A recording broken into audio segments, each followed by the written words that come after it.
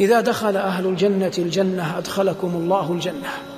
يرى كل رجل من أهل الجنة مقعده من النار الذي نجاه الله منه، الذي كتب له في الأصل، وهو الآن على مقعده في الجنة. فإذا رأى مقعده في الجنة ما يقول لو، يقول لولا أن الله هداني لجلست في ذلك المقعد. فهل جلس في ذلك المقعد الذي في النار؟ لا. لماذا؟ لوجود شيء هو ماذا؟ هداية الله ورحمته. وقالوا الحمد لله الذي هدانا لهذا ما كنا لنهتدي لولا أن هدانا الله. هذه واضحة.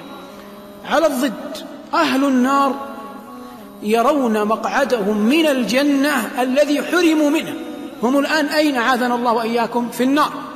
فيرون مقعدهم في النار في الجنة الذي حرموا منه، فيقولون، لا يقولون لولا، يقولون كما حكى الله لو أن الله هداني لكنت من المتقين.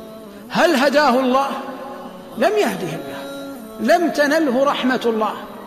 فلما لم يهده الله ولم تنله رحمة الله امتنعت عنه، امتنع الجواب، وهو المقعد أين؟ في الجنة، وهو المقعد الذي في الجنة. فلن يدخل أحد الجنة إلا برحمة الله. إذن ما أعظم ما يلتمسه المؤمن؟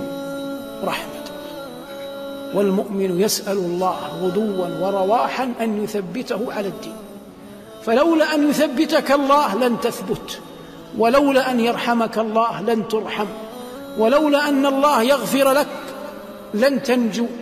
فكل الأمور معلقة على رحمة العزيز الغفور. ولهذا إذا أراد الله بعبد خيرا رحمه، وإن أراد الله بعبد سوءا خذله ولم يرحمه.